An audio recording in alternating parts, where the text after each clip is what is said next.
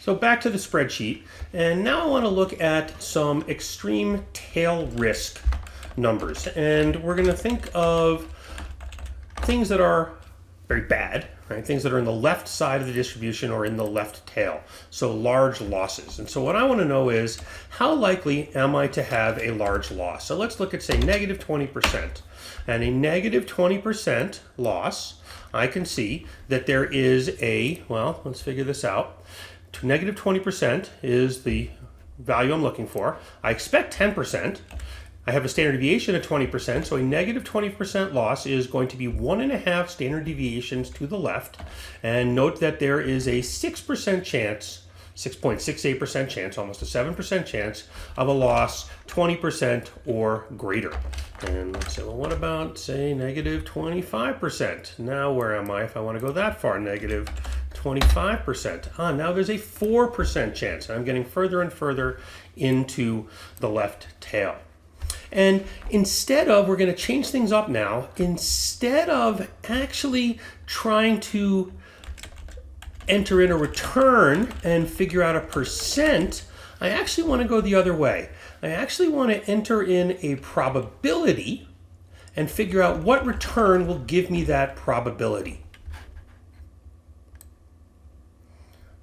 So before we entered in a return and attempted to figure out the percent, now we want to think about a percent and see what the corresponding return is. So we want to go the other way. So for example, when we said, well, how likely am I to have a return that is less than negative 20%? We had a 6.68% probability, and we wanted to know the likelihood of a return that was greater, that was less than negative 25%. We had a 4% probability.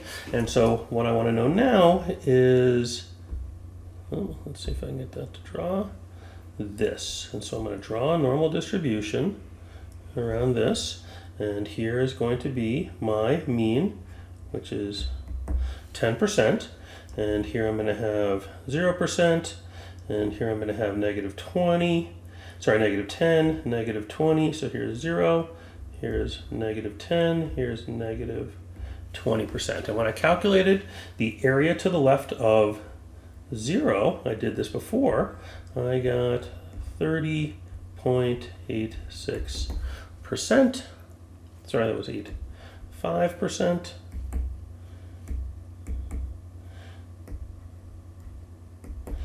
%30.85%. This was this was a half a standard deviation from the mean. And when I calculated the probability of a return less than 20%, I ended up with 6.68% of the curve to the left of that value, and this was 1.5 standard deviations. And then when I did 25%, negative 25% loss, I ended up with a probability of 4.01%. And so the probability of a return less than negative 25% was equal to 4.01%, and the probability of a return less than negative 20% was equal to 6.68%. But now what I want to do is, instead of entering a return value, instead of entering, whoops, get this to work here, a return value, and having it spit out a percent, I want to go the other way.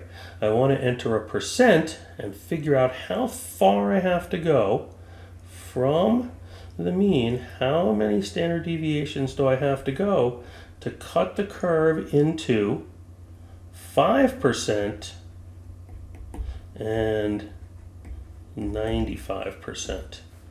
So how many standard deviations do I have to go? When I went to negative 20%, when I went to negative 20%, the number of standard deviations to the left was 1.5. And when I went to negative 25%, this number of standard deviations was negative 1.75. So I know that I'm going to be somewhere in between 1.5 standard deviations to the left and 1.75 standard deviations to the left. The question is, how many standard deviations to the left do I have to go to cut the curve into 5% and 95%? I did 96 and 4. I was able to do 93.32 and 6.68, but I want to do 95 and 5. And again, this 95%, 5% cutoff is completely arbitrary, but very common. And what this is known as the 5% value at risk, or the 5% VaR.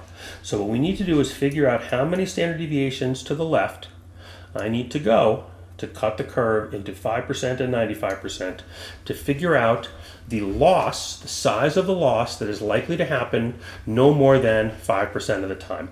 And this is referred to as the 5% value at risk.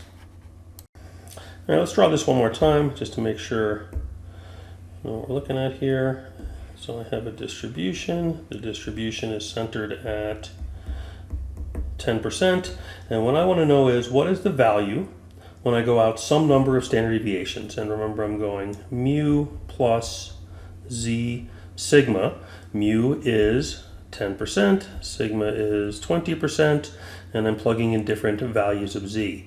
And so first I'm plugging in mu plus negative 1.50 times sigma, and this brings me out to a value of negative 20% here, and it cuts the curve into 6.68%. And when I went out mu plus negative 1.75 sigma, that brought me out to negative 25%. And that cut the curve into 4.01%. And now what I want to know is exactly how many standard deviations from the mean do I need to go to cut the curve into exactly 5%.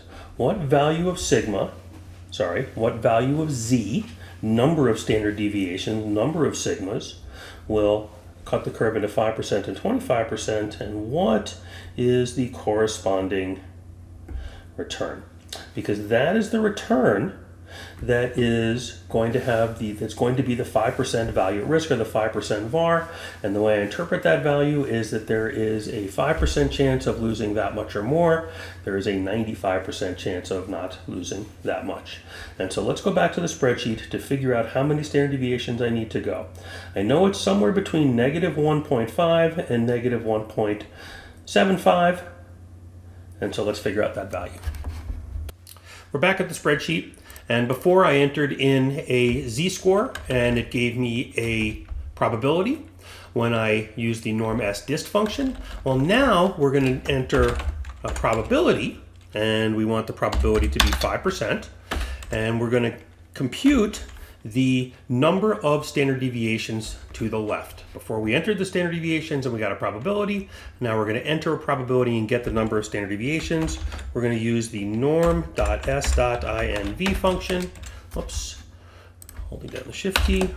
Norm.s.inv function equals norm.s.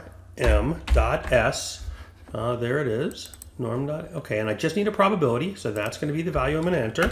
Close this, and I get 1.645 standard deviations to the left. And just keeping my formatting rules, I'm going to label my input values, format my input values green and my output values as this orange color. Oh, okay, good. This is what I was looking for. And I guess this makes sense because I knew that 1.5 standard deviations was too little and 1.75 standard deviations was too much. So now that I know I need to go 1.645 standard deviations to the left, now I need to figure out what that return is.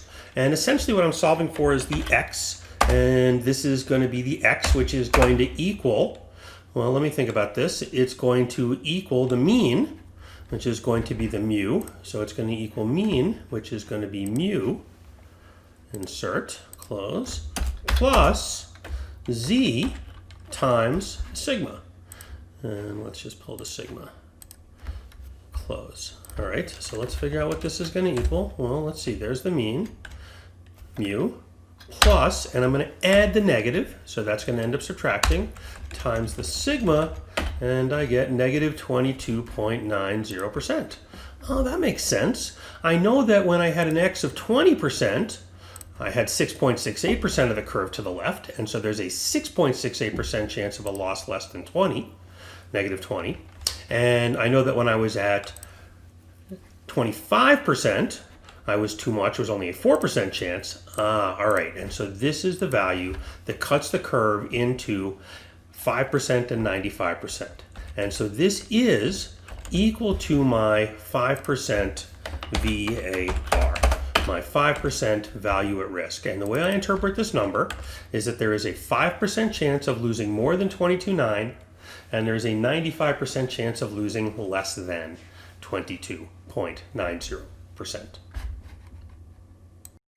So back to the notes and to recap what we spoke about, tail risk and value at risk. Before we started with a return and computed a probability that the return will be less than X. And here's a different example. If I have an expected return of 15% and a standard deviation of 30%, I want to calculate the probability that the realized return will be less than negative 35%. That's my X. I plug in these values. I see that I'm going 1 2/3 standard deviations from the mean, 50% difference between negative 35 and 15. 30% standard deviation, so this is 1 2/3 standard deviations. I plug this into the norm S-dist function, and I get 4.78%. And the way I interpret that number is that there is a 4.78% of observing a return that is less than negative 35%, and a 95% probability of observing a return that's greater than negative 35%. But now we're going to start with the probability and compute the return for that probability that cuts the curve into 5 and 95. So how many standard deviations to the left of the mean do we need to go? Well, we just solved that for negative 1.645. And so the value at risk is going to equal the mean plus negative 1.645 standard deviations, 15 plus a negative 1.645 times the 30, and I get 34.35%. Okay, that's good because 35% was just a little too far. I had too small a probability. If I go slightly less than 35, if I go to 34.35, then I end up at 5%. And again, this is an arbitrary but common value known as the 5% value at risk. And we usually multiply this by a dollar value of the portfolio and report a dollar value. So for example, if I have a $10 million portfolio, I would report the VaR as the negative of the negative 34.35 times the $10 million. And I would say that there's a 5% chance of losing 3.4 million of the $10 million in any year. One quick note, usually the value at risk is calculated using daily data with a daily standard deviation and then extrapolated across some number of days. So we're doing it wrong in this class. We're using sort of a simplified version of how you calculate the value at risk. And so this number, this $3.4 million VaR, would be calculated in a different way in reality, but it would be interpreted in the exact same way as we are interpreting it.